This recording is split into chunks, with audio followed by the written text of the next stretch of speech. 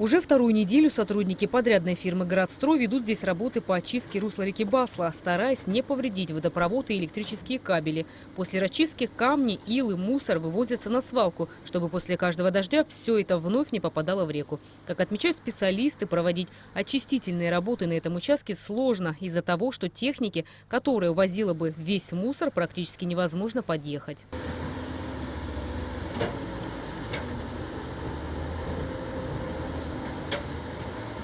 Сам фронт работы разделен на 3 этапа.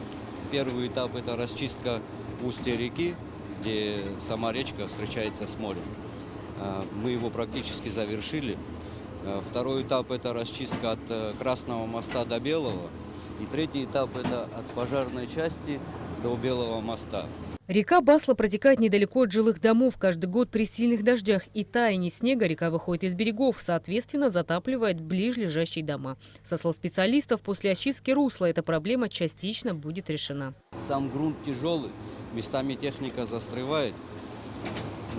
Я думаю, что мы справимся. Сумма заложена порядка 6 миллионов. Заказчик – администрация города по поручению главы администрации Адгура Рафетовича Харази. Что касается устья реки Басла, то здесь масштабная работа по очистке русла была проведена еще в прошлом году. Общая сметная стоимость работ составила порядка 21 миллиона рублей. Работы проводились в рамках российской инвестпрограммы. Рената Шакай, Томас Чиковани, Абхазское телевидение.